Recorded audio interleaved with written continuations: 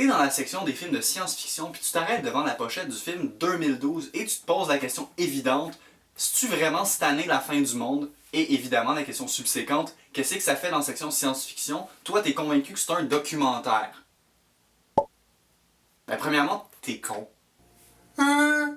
Puis deuxièmement, ton crétinisme incroyable me fait réaliser qu'il faut que j'éclaircisse de quoi avec les autres farfadets dans ton genre qui se sont déjà réservé une place dans le bunker louche d'un gros monsieur qui sent les Cheetos et de sa femme, une certaine Berthe, qu'on salue d'ailleurs, c'est des grands fans de mon show.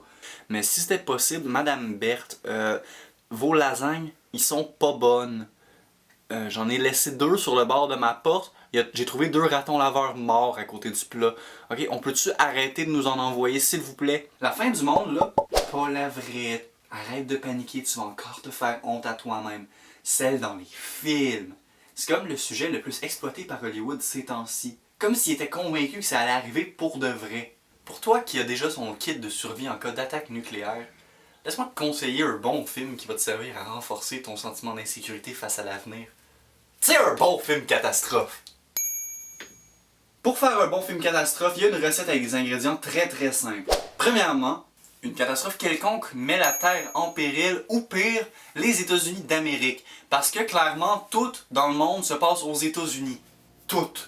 Même Godzilla, le monstre qui détruit Tokyo à toutes les 2 semaines, était rendu à New York. Qu'est-ce qu'il faisait là? Il était-tu perdu? Il était-tu tanné de manger des sushis? Wow! Puis deuxièmement, c'est statistiquement prouvé qu'il y a 98% de la population des badass de la Terre qui vivent aux États-Unis. Il leur manque juste Roy Dupuis puis on le sait au complet. Les Américains se rassemblent, forment une équipe tactique de 4 personnes et sauvent la planète.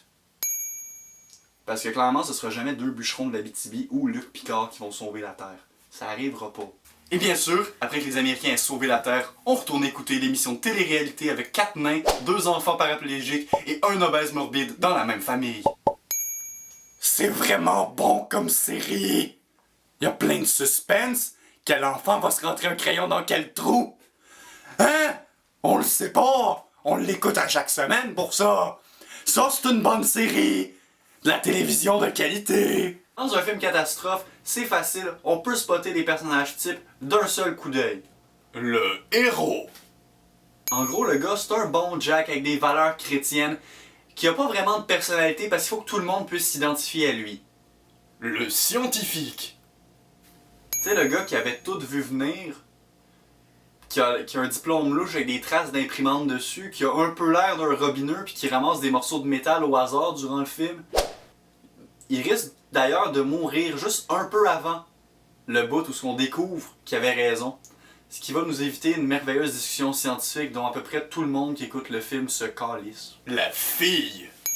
Avec qui le héros va finir, ou encore mieux, revenir. Parce que maintenant, il la mérite. Il a une colonne vertébrale, il a prouvé qu'il méritait la fille. Tu sais, parce que c'est la fin du monde, pis t'as le droit d'être picky. Les enfants!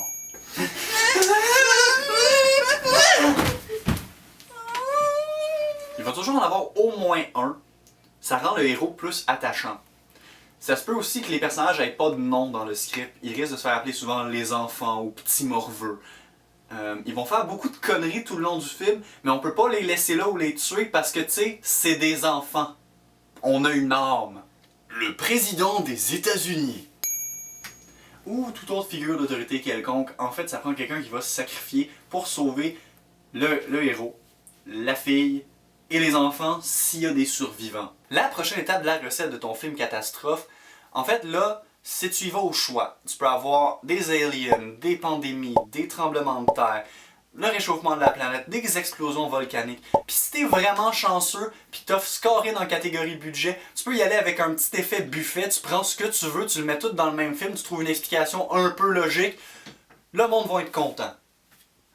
Hein Michael Bay? Maintenant que je t'ai donné la recette pour un bon film catastrophe, laisse-moi te donner quelques exemples de films qui jouent à TVA une fois de temps en temps dans le temps des fêtes, ou à Ciné Cadeau entre Astérix et Le Coup du Menhir, puis Tintin et le Temple du Soleil. Independence Day. C'est Will Smith qui sauve la Terre avec un stéréotype juif, puis un ordinateur des années 90. The Day After Tomorrow. C'est une grosse bordée de neige. C'est pas comme si ça se passait dans un univers fictif où Bombardier n'a pas inventé les skidoo. The Day the Earth Stood Still. Le problème avec ce film-là, c'est que tout le monde a le même talent d'acteur que Keanu Reeves. C'est comme 2 milliards de 2x4 avec des cravates. I Am Legend. C'est Will Smith qui sauve la Terre avec un stéréotype de chien. Puis les ordinateurs des années 2000. Bon, premièrement, ok, le chien meurt, bouhouhou, on a des sentiments, on a pleuré, on a été ému, c'est un chien qui meurt. C'est la guerre des tucs all over again. Transformers. Écoute, la seule catastrophe que ce film-là a arrêté, c'est la carrière du cul de Megan Fox. My Little Pony, The Movie. En tant que société, on est rendu là. Faudrait se poser des questions. C'est comme faire un documentaire sur à quel point la culture est lamentable sur Terre. Mais avec des poneys. Il me semble qu'on est dû au Québec pour un film à gros budget, avec des catastrophes. Tu sais où est-ce qu'on verrait, genre le château Frontenac exploser, le rocher percé s'effondrer sur 2 touristes, parce qu'il y a juste ça, faire écrouler le dôme de l'oratoire dans le bas de la côte des neiges, Youpi qui se jette sur une bombe, puis ça explose orange partout. Imagines-tu la fusillade? Avec Roy Dupuis, Luc Picard, puis qui d'autre comme badass, Didier Lucien. En tout cas, si t'as pas compris que je suis le prochain Michael Bay, cette capsule-là a vraiment été une catastrophe.